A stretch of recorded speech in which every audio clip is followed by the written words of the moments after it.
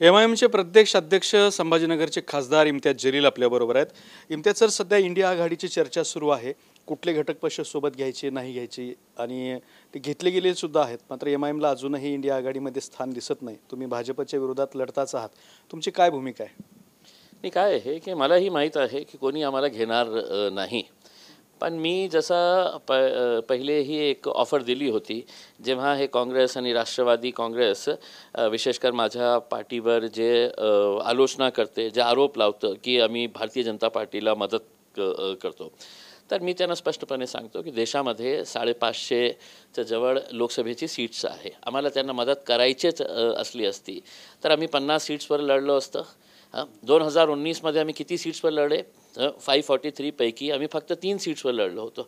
हैदराबाद जिंकलं, औरंगाबाद जिंकलं आणि किशनगंजमध्ये आम्ही दुसऱ्या नंबरवर आले. 3 लाखपेक्षा जास्त आम्हाला मत तिथे बिहारमध्ये मिळालं होतं.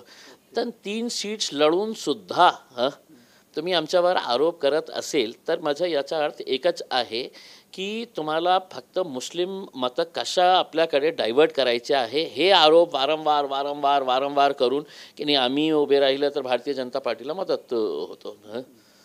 तर म्हणून आम्हाला माहीत आहे की कोणी आम्हाला घेणार नाही आहे. तरीसुद्धा त्यांनी आता आरोप केलं तर मी त्यांना हे सांगितलेलं आहे की चला ना, मी तुमच्यासोबत यायला तयार आहे ना. बसा, तुम्ही सगळ्यांसोबत बसू शकतो ना.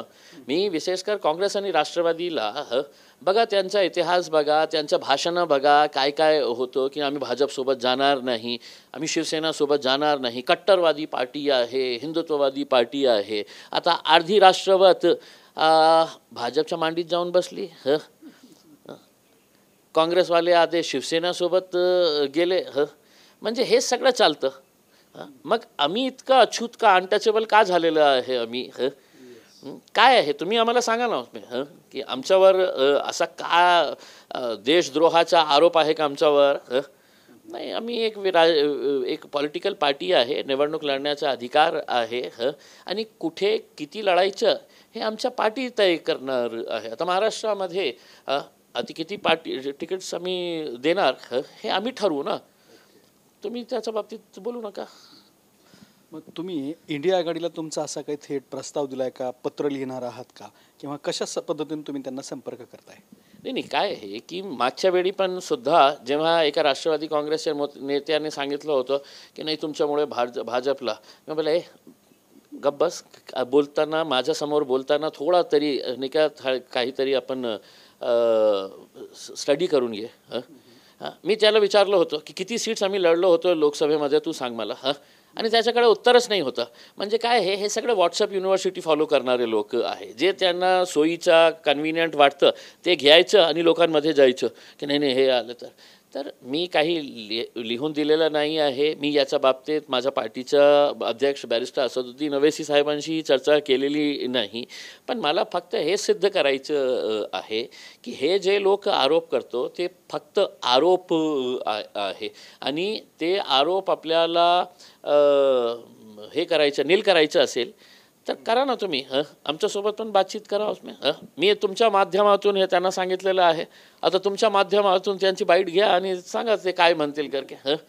मग त्यांच्याकडे काही नसणार ना, मग ते काय म्हणणार, नाही ते औरंगजेबाचे आहे, ते हैदराबादची पार्टी आहे, ते 70 वर्षापूर्वी त्यांचं हे होतं. म्हणजे काहीतरी म्हणजे एक्सक्यूज काढून मुस्लिम मतं पाहिजे पण इम्तियाज जलील नाही पाहिजे, मुस्लिम मतं पाहिजे ओवैसी साहेब आमच्या आमच्या शेजारी बसायला नको, हे त्यांची मानसिकता आहे. आता सध्या जी इंडिया आघाडी चालू आहे त्यांच्यात अनेक घटक पक्ष बसलेले आहेत. हे सगळी परिस्थिती पाहता, त्यांच्या बैठक वगैरे पाहता तुम्हाला फ्युचर काय दिसतंय? नाही, मला तर खूप डिफिकल्ट वाटतं. खऱ्या अर्थानं सांगितलं तर आज भारतीय जनता पार्टीने एक जे मेसेज दिलेला आहे राजस्थान आणि मध्य प्रदेशमध्ये, एका नवीन चेहऱ्यांना त्यांनी मुख्यमंत्री करून टाकलं आणि तिकडचे जे सीझन्ड पॉलिटिशियन्स होते, जे मुख्यमंत्री होते, एक्स मुख्यमंत्री होते, सिटिंग मुख्यमंत्री होते, त्यांनी एक संदेश दिलेला आहे की आमच्या पार्टीमध्ये पार्टीपेक्षा मोठा कोणी नाही आहे. तशी परिस्थिती आपण काँग्रेसमध्ये आणि दुसऱ्या पार्टीमध्ये आपल्याला बघायला मिळत नाही. आज भलेही हे इंडिया इंडिया अलायन्स मीटिंग्स करत आहे. पण ज्या दिवशी त्यांच्या तिकीट डिस्ट्रीब्युशनची वेळ येईल मग ते कशा फुटतील किंवा भारतीय जनता पार्टी आपल्या स्ट्रॅटेजीप्रमाणे सगळ्यांची समजा ते वर्किंग मोडमध्ये आलीही तर एका पार्टीच्या लीडरला बोलवून हे बघा तुमची फाईल आहे आमच्याकडे जे त्यांची स्ट्रॅटेजी आहे आता ईडी तुमच्याकडे येणार आहे तर बिचारे काय आहे आता हे राष्ट्रवादीवाले जे गेलेले आहे ते नाही गेले असते तर मलाही माहीत आहे हे सगळं जेलमध्ये पडलेले असते सगळे मतलब ते हसन मुश्रीफ असू द्या दिलीप वळसे पाटील असू द्या प्रफुल्ल पटेल असू द्या जे लोकसभेमध्ये मी बघायचं की काय प्रामाणिकता आहे या माणसामध्ये की शरद पवाराला सोडायला तयार नाही होतं ते शरद पवार वयोवृद्ध झालेले आहे ते सीडी चढताना प्रफुल्ल पटेल ज्या पद्धतीने मग असं वाटायचं की बाबा किती काळजी घेतो हे माणूस आपल्या नेत्याला आणि बघा स्वतःच्या स्वार्थासाठी कुठे जाऊन बसले आणि आज हे लोकांची हिंमत कशी झालेली आहे की मतलब आपल्या ज्याच्यामुळे मोठे झालेले आहे त्यांच्या विरोधात बोलतो तेच तुम्ही उद्धव साहेबांच्या बाबतीत बघा ज्या लोकांची काही लायकी नाही होती कधी ते साधे कॉर्पोरेटर म्हणून निवडून आले नसते आज ते आपल्या नेत्यांच्या बाबतीत जे बोलतो ते वेगळी पार्टीचे आहे मला काही बोलणं पण राजनीतीमध्ये काही तत्व असायला पाहिजे काही म्हणजे एथिक्स मॉरल्स व्हॅल्यूज काहीतरी असायला पाहिजे ना हे दुर्दैवाने महाराष्ट्रामध्ये आपल्याला कुठेही बघायला मिळत नाही म्हणजे मी तर आज स्पष्टपणे सांगतो मी देशाच्या अनेक राज्यामध्ये जाऊन आलेलो आहो सगळ्यात घाणेरडी राजनीती या देशामध्ये कुठे सुरू आहे तर ते माझ्या महाराष्ट्रामध्ये सुरू आहे गंभीर आरोप केलाय तुम्ही हा आणि दुसरा तुमचा महत्त्वाचा मुद्दा म्हणजे ईडीचा वापर करून इंडिया आघाडी फोडली जाईल हा तुमचा आरोप आहे 200% म्हणजे काय आहे की आता तुम्ही बघा ना की मला स्पष्टपणे माहीत आहे आता मी आपल्याला सांगतोच मी की आता येणाऱ्या दिवसामध्ये उद्धव ठाकरे साहेबांचे काही नेत्यांना पुन्हा अरेस्ट करण्यात येणार आहे नवीन FIRs रजिस्टर होणार आहे त्यांच्या केसेसमध्ये आणि आमच्याकडे जे बातमी आलेली आहे म्हणजे आम आदमी पार्टीचे केजरीवाल जे आहे किंवा कर्नाटकचे एका मोठ्या मंत्र्यांना जे लोक भारतीय जनता पार्टीच्या रडारवर आहे ते सगळं लोक जाणार आहे आणि याच्यामध्ये काही म्हणजे कोणालाही आश्चर्य वाटण्याची गरज नाही आहे की अरे इम्तियाज जलीलने असं बोललेलं आहे मला माहीत आहे की दत्तालाही हे माहीत आहे TV9लाही हे माहीत आहे की कशा प्रकारची राजनीती या देशामध्ये सुरू आहे दुसरा एक प्रश्न विचारतो तुमचे जुने सहकारी होते प्रकाश आंबेडकर त्यांचा गेल्या अनेक दिवसांपासूनचा प्रयत्न सुरू आहे इंडिया आघाडीमध्ये सहभागी होण्याचा त्यांनी प्रस्ताव पाठवला आहे पत्र पाठवले आणि अनेक वेळेला त्यांनी मीडियाच्या माध्यमातून सूचनासुद्धा केलेल्या आहेत मात्र अजूनही इंडिया आघाडीकडून प्रकाश आंबेडकर यांच्याशी चर्चा केली जात नाही त्यांना इंडिया आघाडीत घेण्यासंदर्भात कुठलाही प्रस्ताव दिला जात नाही काय आहे की मला जे आहे ना प्रकाश आंबेडकर साहेब खूप मोठे नेते आहे आणि डॉक्टर बाबासाहेब आंबेडकरचे नातू असल्यामुळे त्यांचा आदर खूप आहे मला दुर्दैव हे वाटतं की त्यांना आपली ताकद काय आहे हे आजपर्यंत समजू शकली नाही त्यांना की मी कोण आहे माझ्या मागे किती मोठा एक फॉलोईंग आहे हे त्यांना समजू शकली नाही ते तटस्थ राहिले असते ना तर मला माहीत आहे की अनेक राजनैतिक पक्ष त्यांच्या दरबारी आले असते त्यांना हे अशा वारंवार हे विनंती करण्याची वेळ आली नसती की तुम्ही आम्हाला घ्या तुम्ही आमच्यासोबत अलायन्स करा आता मी जसं स्पष्ट सांगतो उसके काय होणार आम्ही जिंकणार किंवा पराभव होणार उसके अंदर पण मी काय शरद पवार साहेबांच्या वारंवार बोलतो का की साहेब घ्या ना मला मी का काँग्रेसवाल्यांना बोलतो का की घ्या ना मला नाही आले तर लढू ना एकटं लढू काय फरक पडणार आहे उसमें आता काय आहे की जे लोकांना असं वाटतं की आपल्या स्वतःच्या ताकदीवर आपण निवडून येणार नाही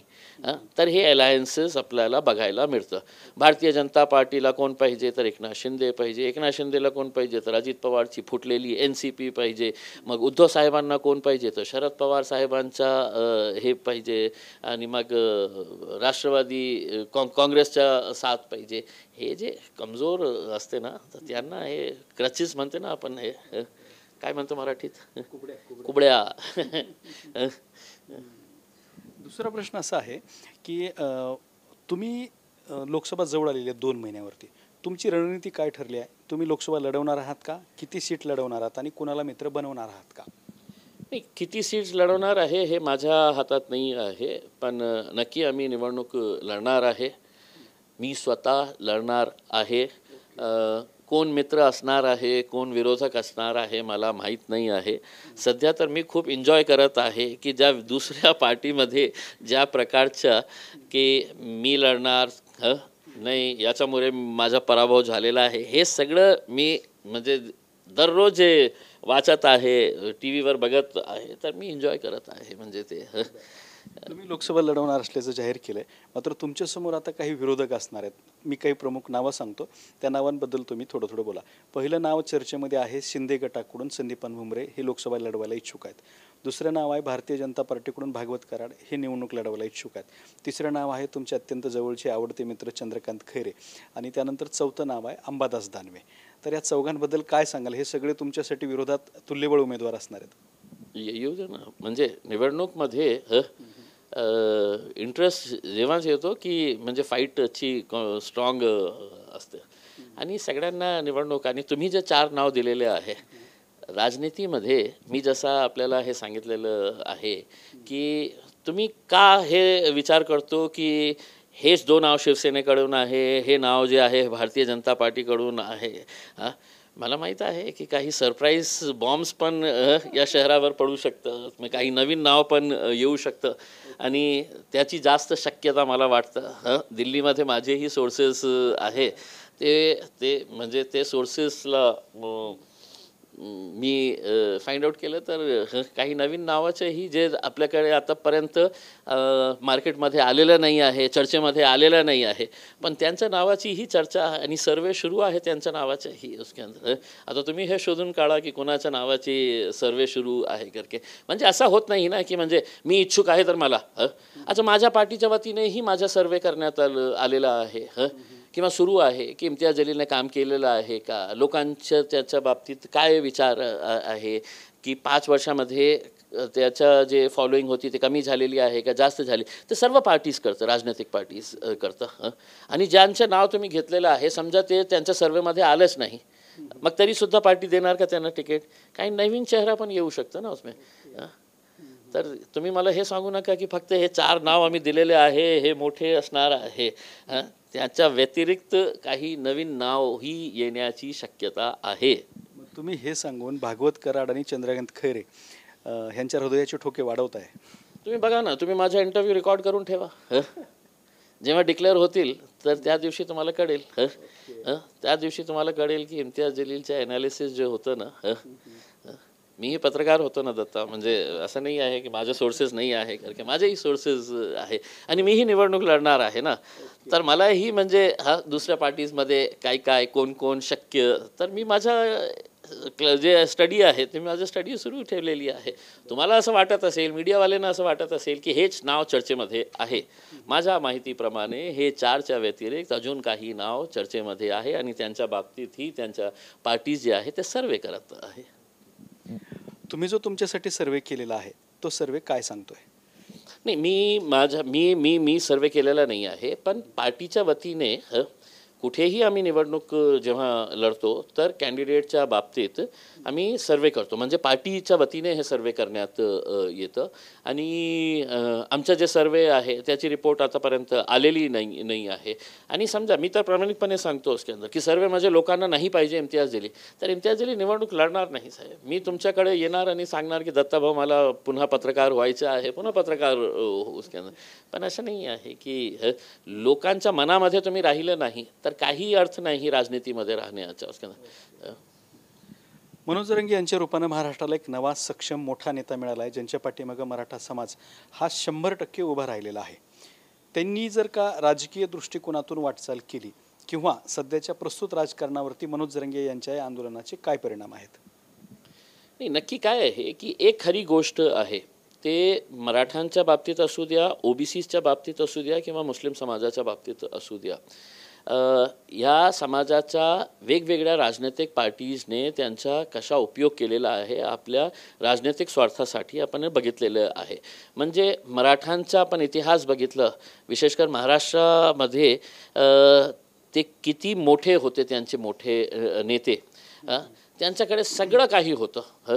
एज्युकेशन सेक्टर त्यांच्या हातात होतो, कॉपरेटिव्ह सेक्टर त्यांच्या हातात, बँक्स त्यांच्याच हातात होते. हे सगळं असूनही आणि राजनीतीमध्ये सगळ्यात जास्त मराठा समाजातले आमचे बंधू निवडून यायचे. मग तुम्ही आपल्या समाजासाठी काय केलेलं आहे?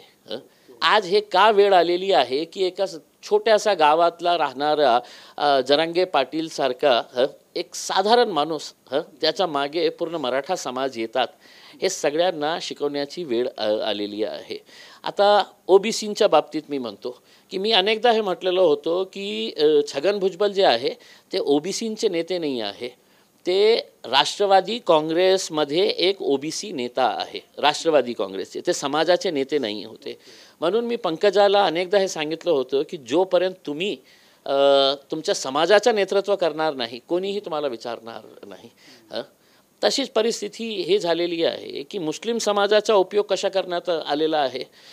मग आज मुस्लिम समाजातले का आमदार नाही होते का काँग्रेसमध्ये, राष्ट्रवादी काँग्रेसमध्ये? जेव्हा आरक्षणाची वेळ आली होती हायकोर्टाने दिलं होतं ना, मग कोणत्या आमदारांनी का आपला राजीनामा दिला नाही आपल्या समाजासाठी की नाही मी राजीनामा द्यायला तयार आहे करके आपल्या समाजासाठी? कारण हायकोर्टाने दिलेला होता. तर काय आहे की आज कोण असं ओव्हरनाईट म्हणजे जरांगे पाटील जे असा ह्यूज फॉलोईंग झालेली आहे, हे सगळ्यांना शिकण्याची वेळ आलेली आहे. आणि मी परवा दिल्लीमध्ये बसलो होतो तर मी लोकांना सांगत होतो की आज महाराष्ट्रामध्ये सगळ्यात मोठा नेता कोणी असेल, सगळ्यात मोठा नेता ते जरांगे पाटील आहे. तर ते एक खरी गोष्ट आहे. आणि का लोकांनी त्याला ॲक्सेप्टन्स केलेलं आहे त्याची प्रामाणिकता आहे की माझ्या समाजासाठी मला लढायचं आहे. त्याची प्रामाणिकता बघून लोक त्याला अटॅच झालेले आहे. नाही तर लोक इतकं हुशार आहे, अरे नाही हे स्टंट करतो, हे पैशासाठी करतो, हे त्याला हे पद पाहिजे, हे त्याला निवडणूक लढायची आहे, हे सगळं. लोकांनी कधीही त्याच्या बाबतीत असं प्रकारचा आरोप केलं नाही, कारण त्यांना माहीत होतं की एक साधारण माणूस आहे, गावामध्ये आपला समाजासाठी लढत होता, म्हणून ब्लाइंडली ते त्याला फॉलो करत राहिले. पण त्याच्याही मोमेंट आता कशा प्रकारे कमजोर करण्याचा प्रयत्न सुरू झालेला आहे ते आपल्याला बघायला मिळत आहे. अरे काय करणार तुम्ही? गिरीश महाजन साहेब आले होते, मी सगळं बघत होतो, आम्ही देणार कधी देणार. आता निवडणूक जवळ येणार आहे. समजा तुम्ही की मोदी साहेबांचा काही भरोसा नाही आहे. हे जे आपला राम मंदिराचा हे आहे, दुसऱ्याच दिवशी त्यांनी समजा डिक्लेअर केलं कोड ऑफ कंडक्ट. मग हे काय सांगणार, अरे आम्ही देणार होतो पण आता देऊ शकत नाही, कोड ऑफ कंडक्ट लागलेला आहे. हे सगळं उल्लू बनवण्याचे धंदे अनेक वर्षापासून अनेक समाजांच्या बाबतीत हे सुरू आहे. तर मला काही आश्चर्य वाटत नाही की पण तुम्हाला तुमचा मनोज जरांगेंना राजकीय सल्ला काय असेल? एक ताकद निर्माण झाली आहे, एक मोठी वोट बँक आज त्यांच्यासोबत आहे. नाही बघा, मी मनोज जरांगेला हेच सांगणार की सगळ्या प्रॉब्लेम्सचा सोल्युशन कुठे आहे. मी जसं माझ्या समाजाला काय सांगतो की जोपर्यंत तुम्ही तुमचे लोक विधानसभे आणि लोकसभेमध्ये पाठवणार नाही, कारण सगळं पॉलिसी डिसिजन्स जे आहे, ॲक्ट्स जे आहे, कायदे कानून जे आहे ते कुठे बनतो? ते गल्ल्यामध्ये बनत नाही, महानगरपालिके जिल्हा परिषदमध्ये बनत नाही, ते लोकसभे आणि विधानसभेमध्ये बनत आहे. तर जरांगे पाटील साहेबांना ज्या प्रकारे आज त्यांना इतकं मोठं फॉलोईंग झालेलं आहे, त्यांनी विचार करावा. लोक त्यांच्यावर हे टीका करतील की त्यांचा एक उद्देश होता, पण ते टीकेला बाजू करून की आता माझे माणसं जे प्रामाणिक आहे आपल्या समाजाशी, त्यांना मी विधानसभेमध्ये, त्यांना मी लोकसभेमध्ये पाठवणार आहे. कारण बाकी तर काही होणार नाही. कारण तुम्हाला सोल्युशन पाहिजे असेल तर ते सोल्युशन जे आहे ना ते विधानसभा आणि लोकसभामध्ये मिळणार आहे. तुम्ही कितीही आंदोलन करा, तुम्ही रस्त्यावर बैठा, मोर्चे काढा, तुम्ही जे तुम्हाला धरणे आंदोलन करायचे आहे ते करा, पण डिसिजन घेणारे लोक कोण आहे? तेच लोक आहे ना. आज जरांगे पाटील कितीही काहीही केलं तर डिसिजन घेणारं कोण आहे? तोच मंडळी आहे जे इतकं मोठे झालेले आहे की त्यांनी कधीही मागे बघून त्यांना दिसलं नाही की माझा समाज किती मागे झालेला आहे करके.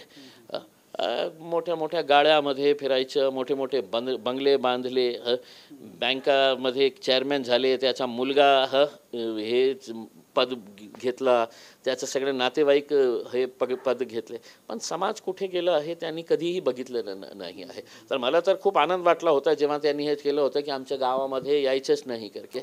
कमीत कमी त्यांच्यावर एक प्रेशर आला की बाबा आपण त्यांना धोका दिले तर आता सामान्य लोक जे आहे ना ते जागरूक झालेले आहे, ते आपल्याला हाणून काढतील आपण त्यांच्यासाठी काम नाही केलं तर.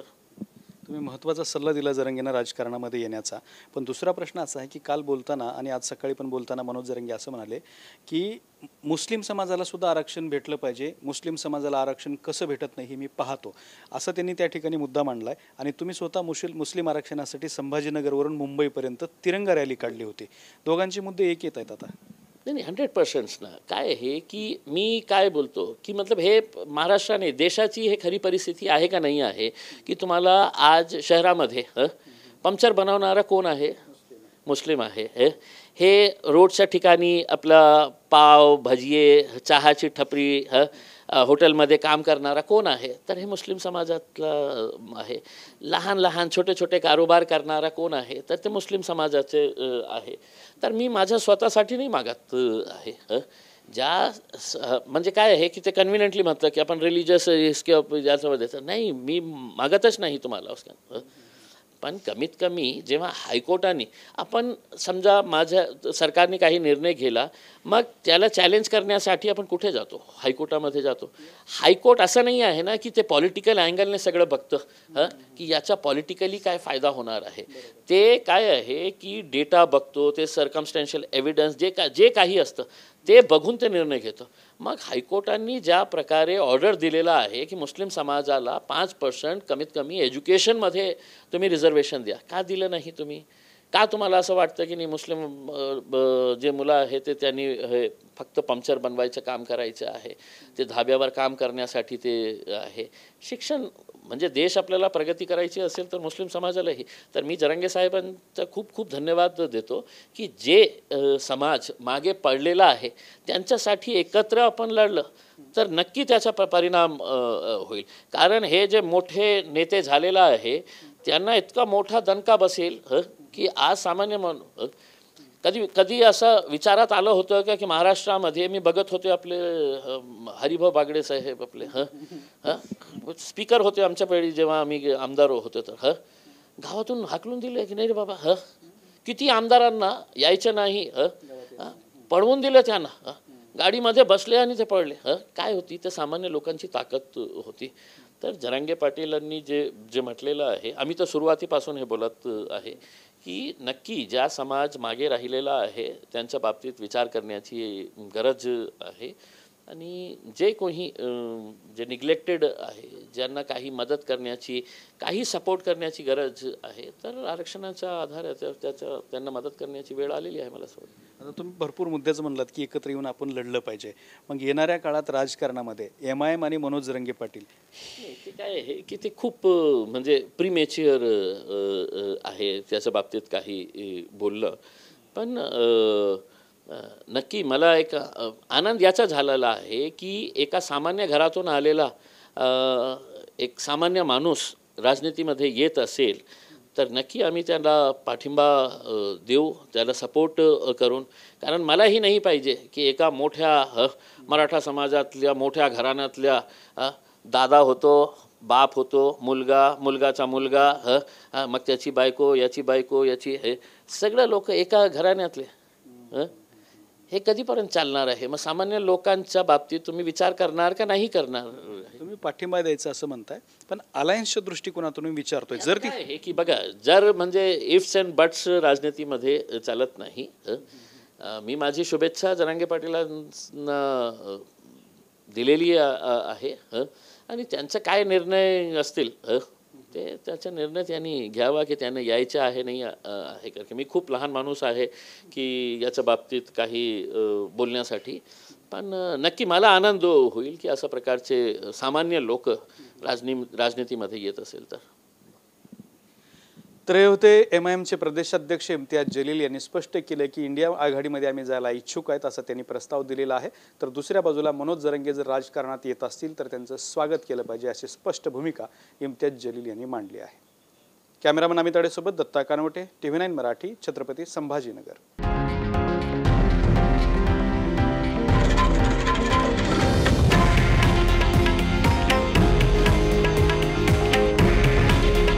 हे आहे देशातील नंबर 1 न्यूज नेटवर्क आणि आपण पाहत आहात TV9 मराठी. काळजी तुमची, हित महाराष्ट्राचं.